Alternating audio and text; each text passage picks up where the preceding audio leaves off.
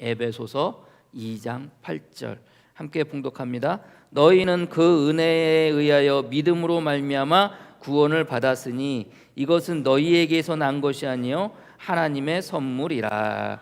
아멘. 아멘. 자리에 앉으시길 바랍니다. 믿음으로 말미암아라는 제목으로 말씀 나누도록 하겠습니다. 우리가 지난주에 하나님께서 우리에게 주시는 은혜에 관하여 또 말씀을 나누었습니다. 우리가 이미 에베소서 시작하면서 은혜가 무엇인지, 하나님께서는 우리에게 은혜를 더하여 주시는데 죄사함의 은혜를 더하여 주시고 죄사함을 통해서 또 하나님과 연합되도록 하나님과의 관계가 회복되어지도록 하는 그런 은혜를 더하여 주셨고, 더불어 또 우리를 죄 가운데 죽음 가운데서 구원하시는 구원의 은혜도 더하여 주셨다고 우리가 에베소서 1장 2절의 말씀을 가지고 이미 공부를 했고요. 더불어 또 주님께서 우리에게 주시는 은혜는 또 어떤 은혜입니까? 그저 저와 여러분들에게 주시는 그 은혜는 넘치는 은혜이고, 그리고 측량할 수 없는 은혜이고, 더불어 끝이 없는 계속해서 부어주시는 은혜라고 말씀을 나누었습니다. 그러기에 저와 여러분들 오늘도 이 시간 여러분들에게 그 은혜가 부어지고 있음을 여러분들이 믿으시기를 바랍니다. 그런데 주님께서 저와 여러분들에게 그 은혜를 주시는 그 은혜는 아무런 조건이 없는 은혜이다. 왜 그렇습니까? 이미 우리는 죽었던 자이기 때문에. 죽은 자는 말이 없기에 말이 없이 행함이 없이 행할 수 없는 자에게, 죽은 자에게 무슨 조건을 붙이겠습니까? 그저 주님께서 아무 조건 없이 저와 여러분들에게 베풀어 주시는 은혜이고, 두 번째는 또 어떤 은혜라고 그랬습니까? 아무 대가 없이 주시는 은혜라고 그랬잖아요.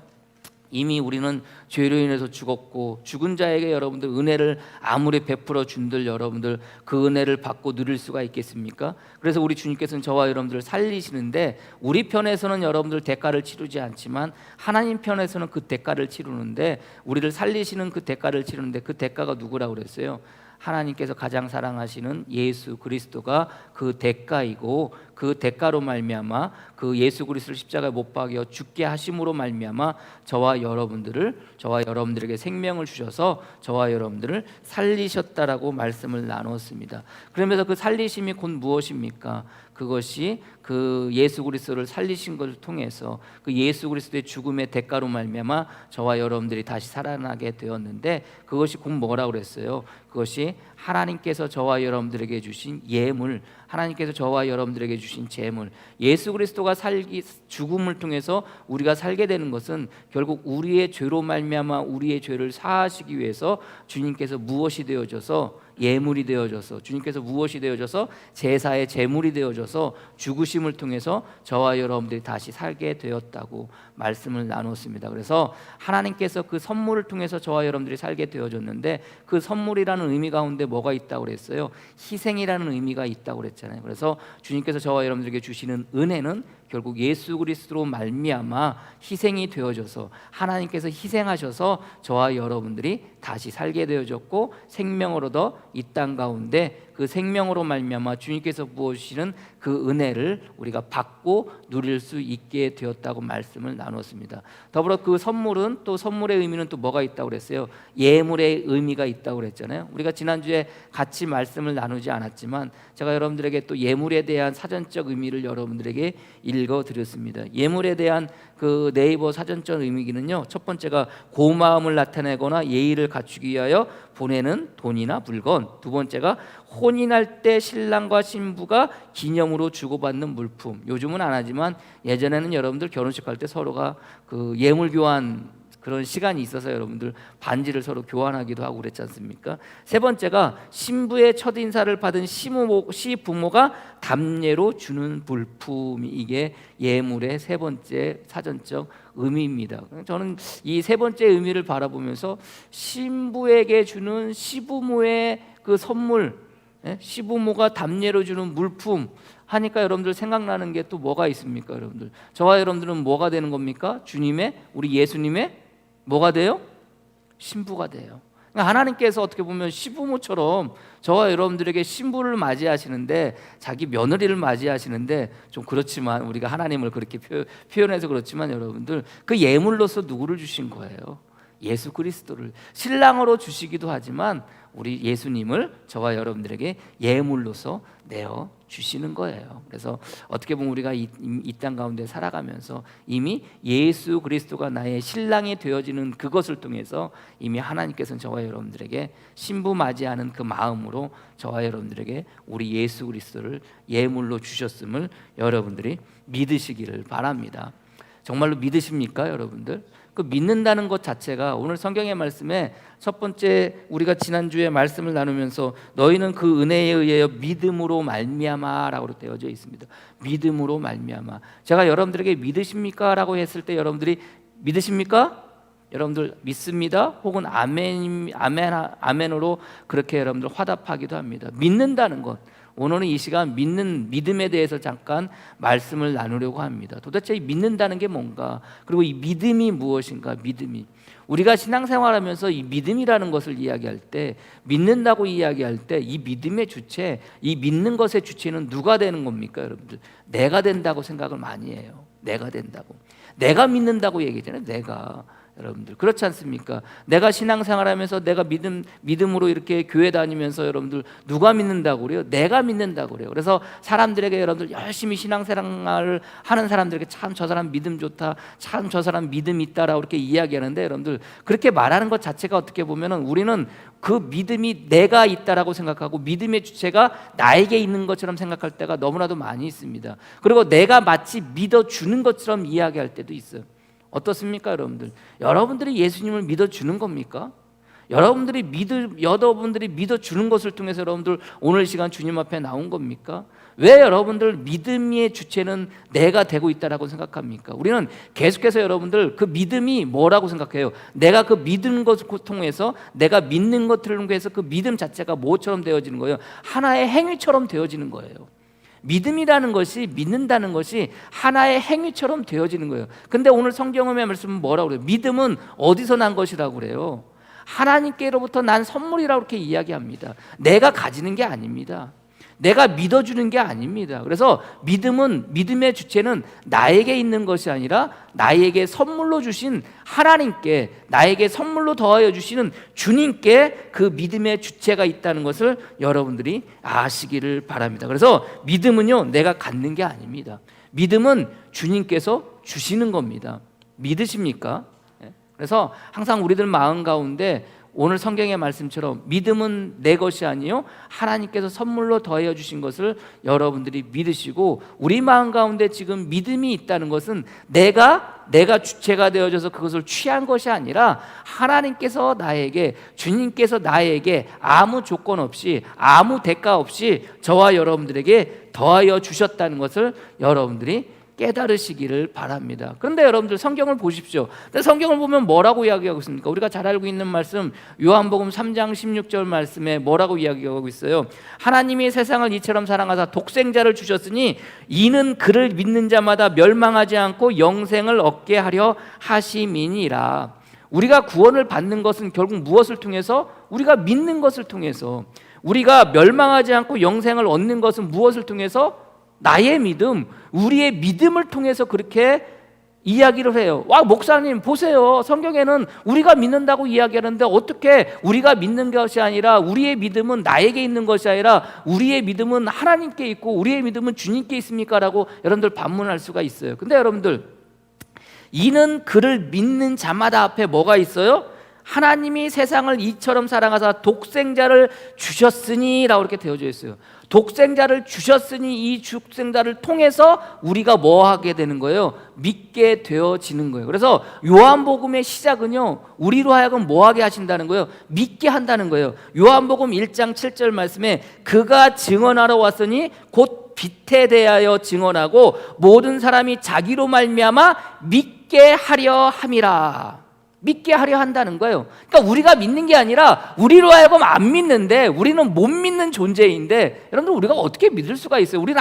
우리는 믿음이 우리에게는 없어요. 근데 우리 주님께서 우리로 하여금 믿게 하신다는 거예요. 그러니까 믿음의 주체는 나에게 있는 것이 아니라 우리 주님께 있음을 여러분들이 아시기를 바랍니다. 요한복음 11장 15절 말씀에도 이는 너희로 믿게 하려 함이라 라고 이렇게 되어져 있어요. 믿게 한다는 거예요. 그래서 믿음을 우리에게 주신다는 거예요. 저와 여러분들에게 오늘도 이 시간 믿음을 더하여 주신다는 것을 여러분들이 믿으시기를 바랍니다.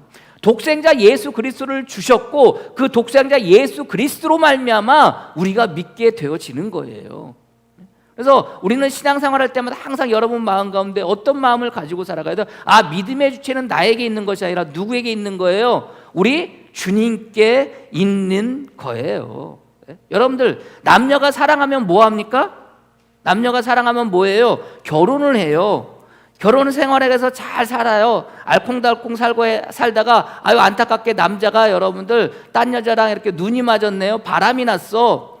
처음에 몰랐는데 아내가 몰랐는데 그저 그냥 남편을 사랑하고 믿음으로 여러분들 남편을 사랑하면서 살아가는데 아이고 이 아내가 어떻게 해요? 그걸 알았어요. 남편이 바람난 사실을 알게 된 거예요. 그럼 여러분들 그 아내는 그 남편을 믿을까요? 못 믿을까요?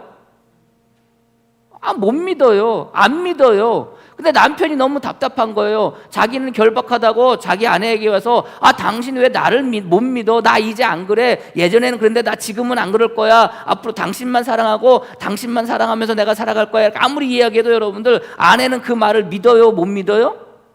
못 믿어요. 왜요? 그 믿음을 저버리게 한 사람은 아내입니까? 남편입니까? 남편이잖아요. 남편이 여러분들 믿음을 저버리게 한 거예요. 남편이 아내가 갖는 믿음을 없게 한 거예요. 없애버린 거예요.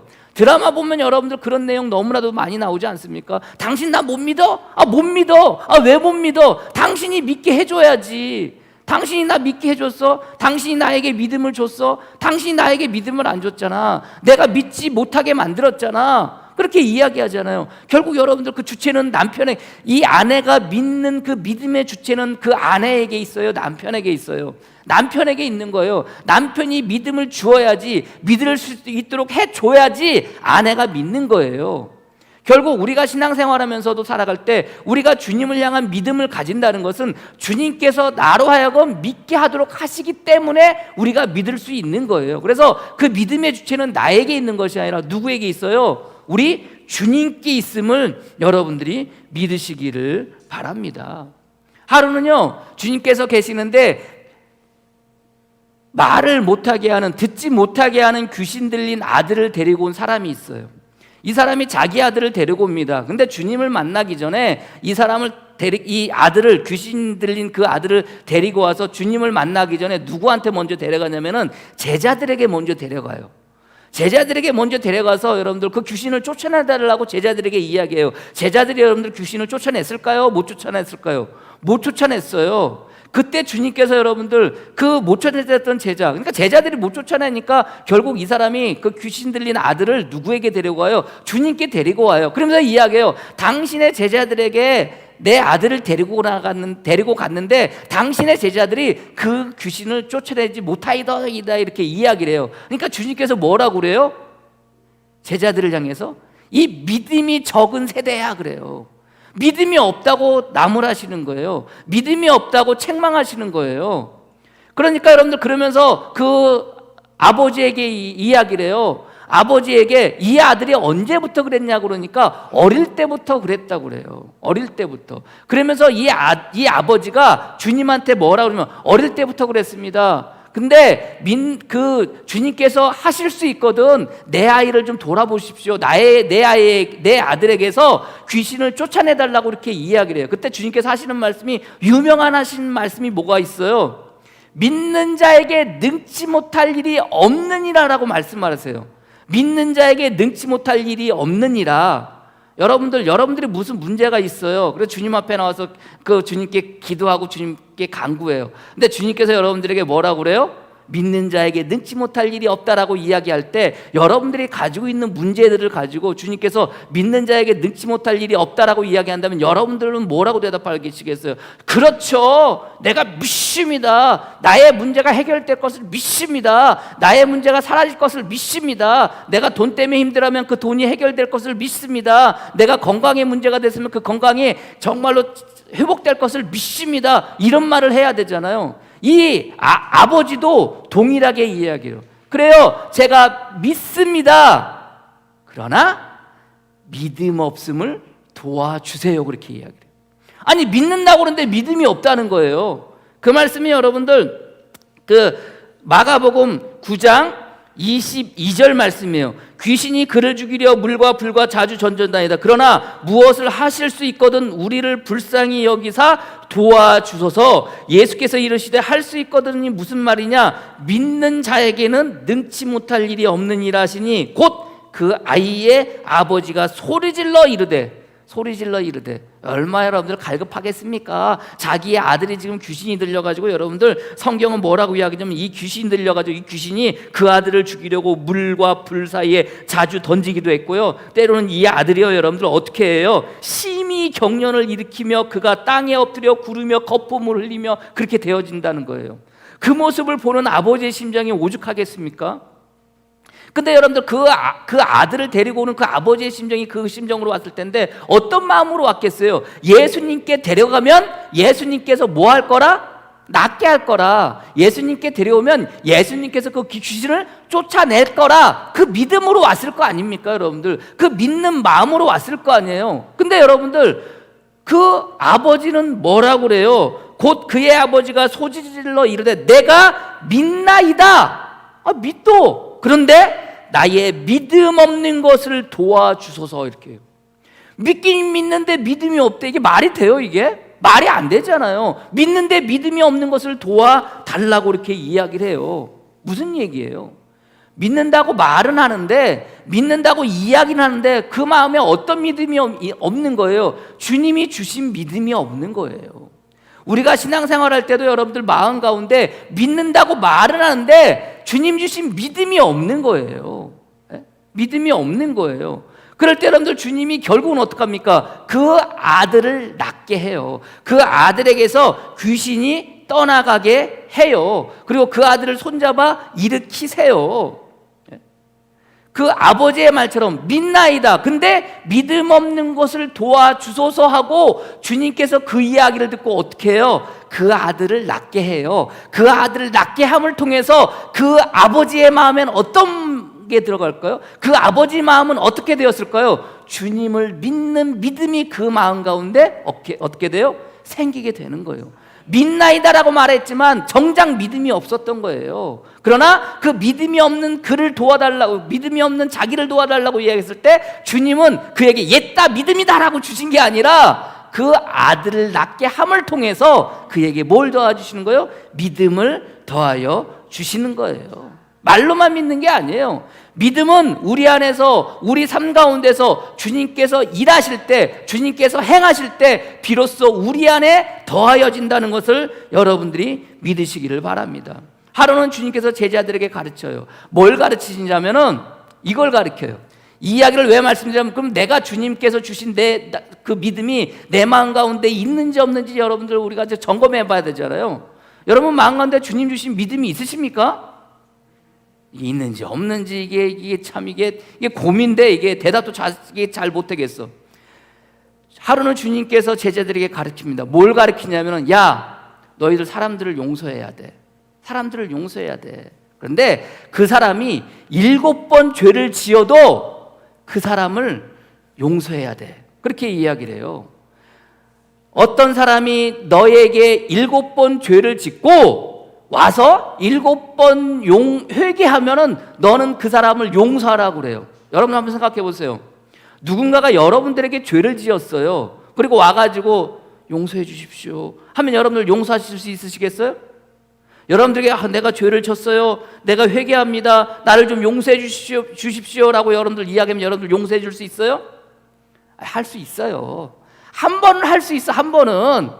지금 안 하겠다고 지금 우리 권사님이 이렇게 하시는데 못할 수도 있겠죠. 근데 여러분들 주님은 그렇게 하라는 거예요. 근데 여러분들 한 번은 할 수 있어. 근데 이 사람이 또 나한테 죄를 졌네? 화가 났어요. 승질이 났어요. 그래가지고 막 뭐려고 하는데 이 사람이 또 와서 나한테, 내가 죄를 졌는데, 내가 당신한테 죄를 졌는데 용서해 주십시오. 그럼 어떻게 해야 돼요? 어떻게 해야 돼요? 2번이니까 한두 번은 뭐 할 수 있어요? 용서할 수 있어요. 근데 또 3번째 또 그렇게 나한테 죄를 짓네? 나에게 해코지하고 나를 힘들게 하고 나를 어렵게 했네? 화가 나가지고 막 그 사람 어떻게 대하려고 했는데 그 사람이 나한테 와서 뭐라고 그래요? 내가 당신한테 죄를 졌으니 용서해 주십시오. 에이 그래 까짓 거 3세판인데 내가 너 용서할게. 그런데 또 죄를 짓는 거예요. 한 번도 아니고 두 번도 아니고 세 번도 아니고 네 번 죄를 짓는 거예요. 근데 주님께서는 몇 번 동안 그렇게 회개하면 용서하라고 그래요? 7번 죄를 짓고 너한테 와서 7번 회개하면 너는 7번 뭐 하라는 거예요? 다 용서하라는 거예요. 여러분들 여기서 말이 7번이라는 게 7번이 아니에요. 여러분들 딱 7번만 용서하라는 게 아니에요. 제가 여러분들 말씀드린 줄 알아요. 7이라는 것은 이스라엘 백성들에게 완전수예요. 그 얘기는 뭐예요? 계속해서 죄를 짓고 누구에게? 이 사람에게 저 사람에게 죄를 지으면 여러분들 내가 용서할 수 있어요. 나하고 상관없는 얘기니까. 근데 나한테 죄를 짓는 것은 내가 그렇게 못해요. 어떻게 용서합니까 여러분들? 근데 그것도 한 번도 아니고 두 번도 아니고 세 번도 아니고 7번인데 말이 7번이 아니라 여러분들 뭐 하라는 거예요? 계속해서 용서하라는 거 아닙니까? 용서할 수 있어요? 죽어도 못해요. 어떻게 용서해요? 예? 같이 저기 해야지. 용서해달라고 하지도 않아요. 회개하지도 않아요. 여러분들 전직 대통령 여러분들 얼마 전에 죽었지만 여러분들 광주 사태 여러분들 광주 사태 일으켜가지고 여러분들 내란 음모죄로 여러분들 감옥살이에다가 교도소에 있다가 나왔잖아요. 여러분들 나중에 여러분들 국가장으로 치료했는데 국가장으로 치르지도 못했어요. 왜 국가장으로 치르지 못했어요, 여러분들? 그 광주 사람한테 그때 당시에 광주 사람들이 여러분들 전두환 대통령한테 원했던 게 뭐예요? 내가 미안하다고.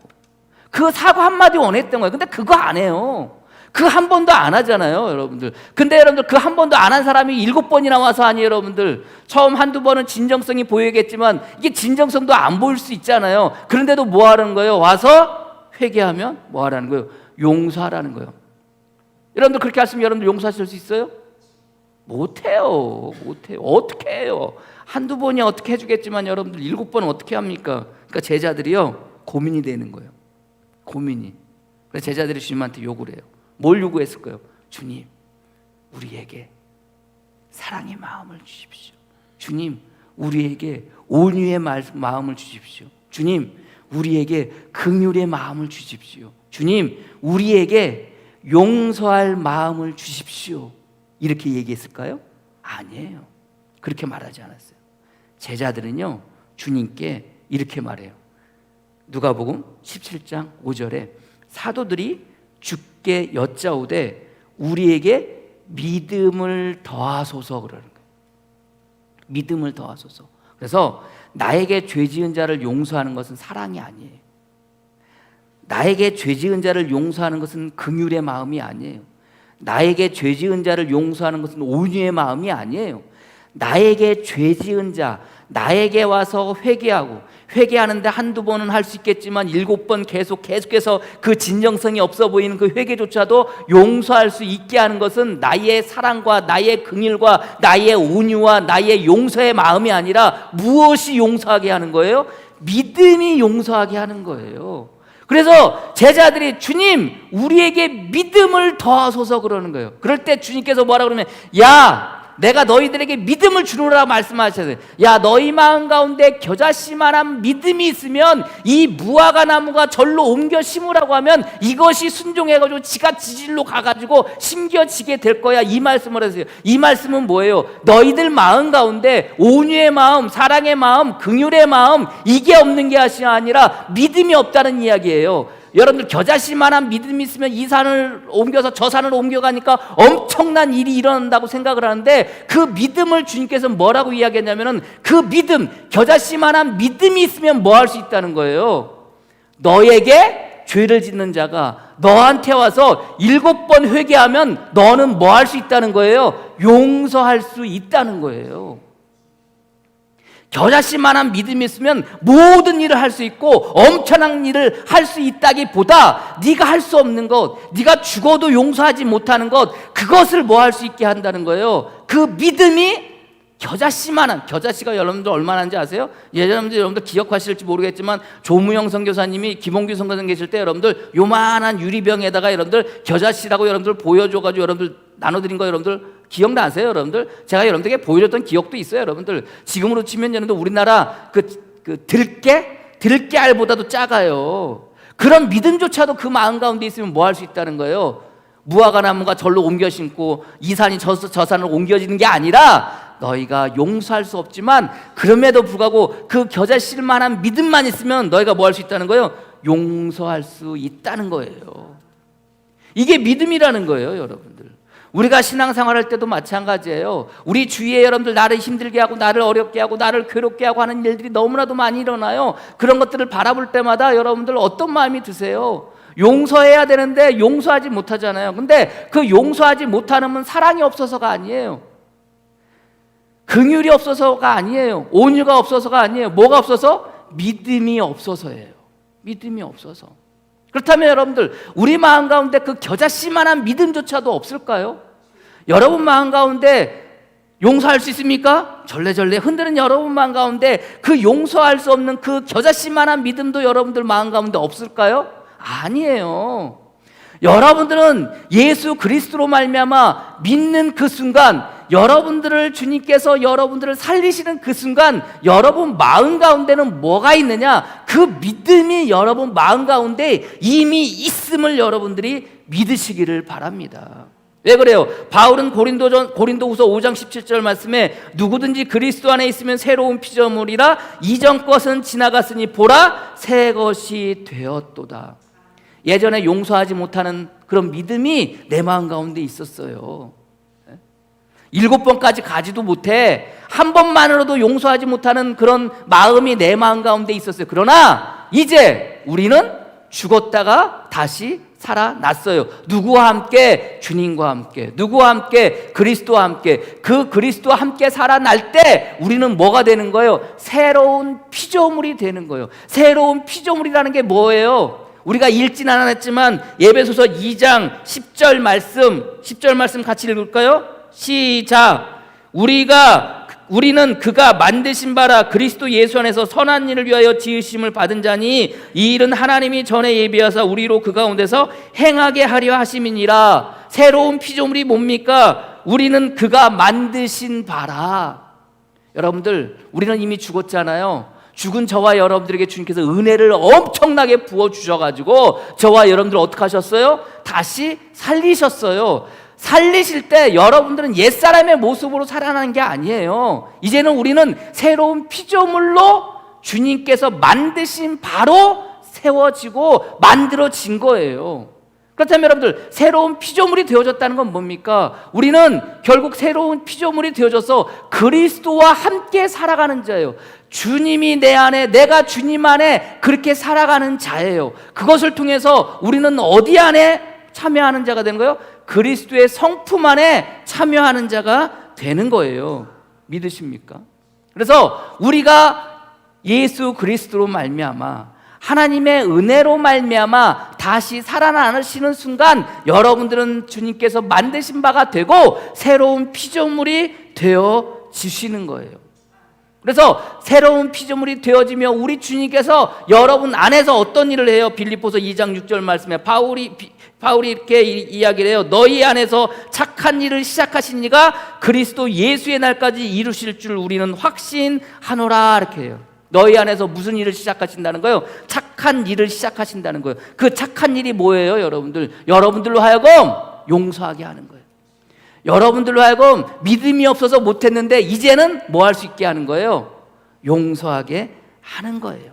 그래서 베드로후서 1장 4절 말씀에 이로써 그 보배롭고 지극히 큰 약속을 우리에게 주사 이 약속으로 말미암아 너희가 정욕 때문에 세상에 썩어질 것을 피하여 신성한 성품에 참여하는 자가 되게 하려 하셨느니라. 신성한 성품이 어떤 성품이에요? 하나님의 성품인 거예요. 신성한 성품이 어떤 성품인 거예요? 예수 그리스도의 성품인 거예요. 그 예수 그리스도의 성품이, 그 하나님의 성품이 만드신 바가 되어지고 새로운 피조물이 되어서 우리 안에 있게 되는 거예요. 그래서 예전에는 우리 마음 가운데 누군가를 용서할 수 없는 믿음이 없었지만 이제는 주님께서 다시 살리셨기에 우리 마음 가운데 어떤 믿음? 누군가를 용서할 수 있는 맛, 누군가를 용서할 수 있는 그 믿음이 우리 마음 가운데 있게 되어지는 거예요. 그래서 여러분들 마음 가운데는 이미 주님께서 여러분들에게 그 믿음조차도 주셨음을 여러분들이 믿으시기를 바랍니다. 믿는 자에게 능치 못할 일이 없다라고 말씀하신 그 믿음뿐만이 아니라 여러분 마음 가운데 도저히 사람으로 나로서는 할 수 없었던 누군가를 나에게 죄를 지은 자를 그것도 한 번도 아니고 두 번도 아니고 세 번도 아니고 7번 말이 7번이지 계속해서 와서 나에게 회개하고 내가 용서할 수 있는 그런 믿음을 우리 마음 가운데 주셨다는 거예요. 여러분 마음 가운데 그 믿음이 있으십니까? 여러분 마음 가운데 그 믿음이 있는 거예요. 그 믿음으로 살아가시는 거예요. 근데 그걸 깨닫지 못해요. 없다라고 생각을 해요. 없다라고 생각해요. 예? 우리 지방 목사님 한 분 가운데 그 전에 여러분들 재난지원금 우리 그 목회자들 그러니까 종교 시설에게 재난지원금 50만 원씩 나왔어요.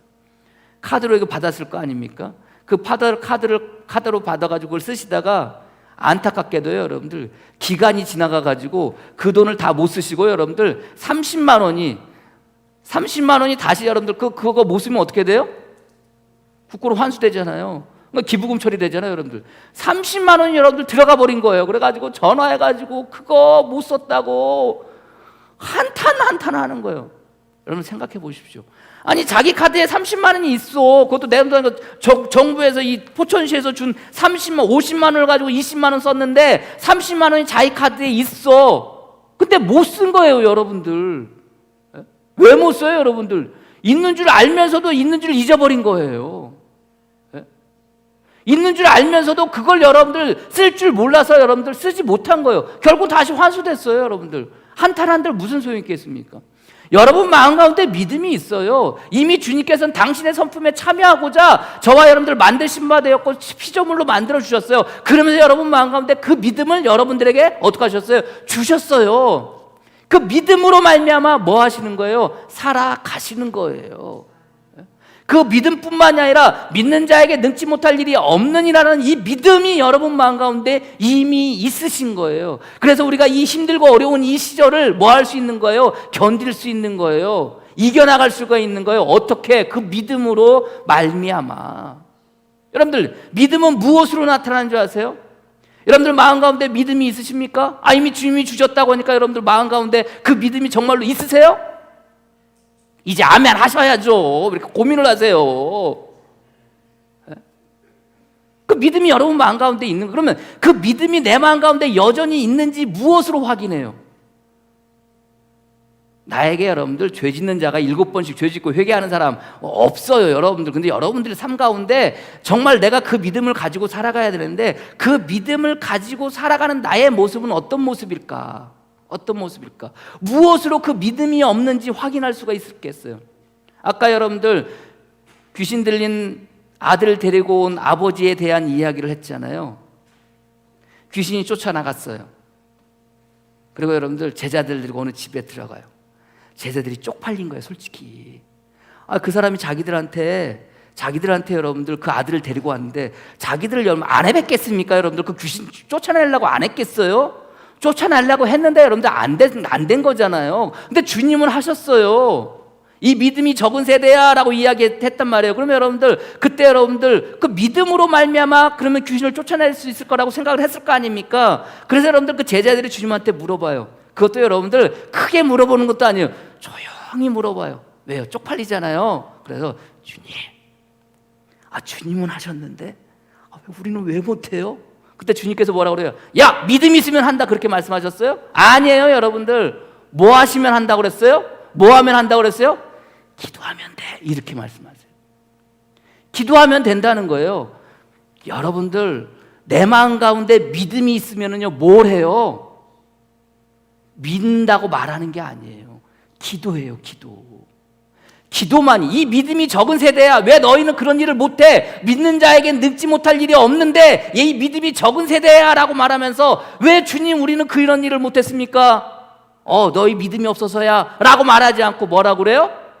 기도하지 않아서 그렇다는 거예요. 기도만이 그 일을 할 수 있다는 거예요. 그래서 여러분들 우리가 신앙생활하면서 내 마음 가운데 주님 주신 믿음이 있잖아요. 그러면 뭐예요? 기도하는 거예요. 기도함으로 나가는 거예요. 기도 이외에는 다른 일을 할 수가 없는 거예요. 믿음은요 무엇을 통해서 나타나는 거예요? 기도를 통해서 나타나는 거예요. 믿음은 무엇을 통해서 이루어지는 거예요? 기도를 통해서 이루어지는 거예요. 여러분들 신앙생활 해요. 믿는 자의 능치 못할 일이 없다라고 이야기를 하고 그런 얘기를 너무나 많이 들어서 내 마음 가운데 믿습니다 하고 가는데 믿습니다 하면서 생활을 하는데, 신앙생활 하는데, 믿음 생활 하는데 개뿔 아무것도 이루어지는 게 없어. 왜 그래요? 기도 안 해서. 기도 외에는 이런 일이 절대 안 일어난다는 거예요. 믿음이 적은 세대라고 분명히 말씀하셨다면 믿음으로 된다고 그랬는데, 믿는 자에게 능치 못할 일이 없다고 그렇게 말씀하셨는데 기도하시라는 거 전혀 여러분들 맞지가 않잖아요, 대답이. 근데 기도하라는 거예요. 기도. 여러분 마음 가운데 바라는 것들이 있으세요? 소망하는 것들이 있어요? 이미 우리 마음 가운데 그것이 이루어질 믿음이 여러분 마음 가운데 있으세요. 우리 주님께서 주셨어요. 그렇다면 여러분들 그 일들이 여러분 삶 가운데 이루어지기를 정말로 믿는다면 뭐 하셔야 돼요? 기도하셔야 돼요. 그 기도가 곧 뭐예요? 내 마음 가운데 주시는 믿음으로 말미암아 하나님께 간구하는 거예요. 그것이 하나님의 선물이 되어지는 거예요. 근데 안타깝지만 신앙생활하다 보면 그 믿음을 우리 마음 가운데 주셨는데 그 믿음이 조금씩 사그라지고 사라질 때가 있어요. 주님께서 당신이 성만찬 하시던 그 마지막 밤에 제자들에게 당신에 대한 이야기를 하세요. 그리고 이 가운데 누군가가 자기를 팔 거에 대해서 이야기를 해요. 팔 거에 대해서. 그때 여러분들 누가 이야기합니까? 무슨 소리 하십니까? 주님이 어디를 가시든지 간에 나는 목숨을 다해서 주님을 지키겠습니다 라고 말했던 사람이 누구예요? 베드로예요. 근데 베드로가 그 말을 하기 전에 주님께서 베드로에게 하신 말씀이 있어요. 누가복음 22장 31절 말씀에 시몬아 시몬아 보라, 사탄이 너희를 밀가부르듯 하려고 요구하였으나 그러나 내가 너를 위하여 내 믿음이 떨어지지 않기를 기도하였노니 라고 이렇게 되어져 있어요. 너는 돌이킨 후에 내 형제를 굳게 하라 이렇게 말씀하세요. 믿음도 뭐 할 수 있어요? 떨어질 수 있어요. 믿음도 뭐 할 수 있어요? 우리들에게서 사라질 수 있어요. 주님이 저와 여러분들에게 이미 믿음을 주셨는데 안타깝지만 내 마음 가운데 믿음이 없는 것처럼 느껴질 때가 있어요. 내 마음 가운데 믿음이 없는 것처럼 생각되어질 때가 있어요. 그러나 분명한 것은 뭐예요? 주님께서 뭐 하신다는 거예요? 그 믿음이 떨어질까 봐 뭐 했다는 거예요? 기도하신다는 거예요. 믿으십니까? 내가 오늘날 이 힘들고 어려운 세상을 살아가요. 주위에 일어나는 일들은 정말로 나로서 감당하기가 어려운 일일 수도 있어요. 우리 마음 가운데 그것을 바라보는 믿음이 없겠습니까, 여러분들? 우리 주님께서 저와 여러분들 그 믿음을 주셨어요. 그 믿음을 가지고 여러분들 없다가 아니라 있음을 여러분들이 믿으시고 그 믿음으로 여러분들 기도함으로 나가설 수 있는 여러분이 되어지기를 축복합니다. 여러분 삶 가운데 능치 못할 일이, 믿으면 능치 못할 일이 없다라고 주님께서 말씀하고 계시는 것처럼 그 믿음을 통해서 기도함으로 여러분 삶의 어려운 것들을 해결하며 나가설 수 있도록 축복합니다. 소망합니다. 그리고 여전히 믿음 없다라고 생각하는 나에게 주님은 우리의 믿음이 떨어질까 봐 여전히 기도하고 계심을 여러분들이 믿으시고 나에게 주어진 것, 그 믿음 잊지 않고 잃지 않고 살아가시는 저와 여러분이 되어지기를 주님의 이름으로 간절히 축복합니다. 기도하겠습니다. 주님, 내가 믿어주는 게 아닙니다. 우리 주님께서 믿게 하십니다. 내가 믿는 게 아닙니다. 주님께서 믿음을 더하여 주셨습니다. 내 마음 가운데 아버지 하나님, 겨자씨만한 믿음조차도 있을진데 우리는 이 땅 가운데 살아가면서 왜 믿음 있는 자로 살지 못하고 있습니까? 주님 붙잡아 주시고 함께하여 주시옵소서. 믿음이 떨어질까 봐 기도하는 우리 주님이 계시기에 우리 마음 가운데 주신 그 믿음, 하나님의 선물로 말미암아 도와주신 그 믿음을 마음껏 발휘하며 이 힘든 세상 이겨나가 설 수 있도록 이끌어 주시고 함께하여 주시옵소서. 나에게 죄 짓는 자 회개하면 용서하라고, 그것도 7번이나 할 수 없는 우리에게 겨자씨만한 믿음이 있으면 네가 할 수 없는 것도 할 수 있다라고 말씀하시는 우리 주님, 그 겨자씨만한 믿음조차도 이미 우리에게 더하여 주셨음을 믿고 우리 삶 가운데 능치 못할 일이 없겠습니까? 주님, 믿는 자에게 능치 못할 일이 없다라고 말씀하고 계시는 것처럼 주님 주신 그 믿음으로 말미암아 능치 못할 일이 감히 없게 하여 주시옵소서. 그리하여 이 땅 가운데 믿는 자로서 살아가는 우리 성도들 되어지게 주님 이끌어 주시고, 그 믿음으로 말미암아 성취하게 하여 주시고, 그 믿음으로 말미암아 이룰 수 있는 자들 되어지게 주님 이끌어 주시옵소서. 예수 그리스도의 이름으로 기도합니다. 아멘.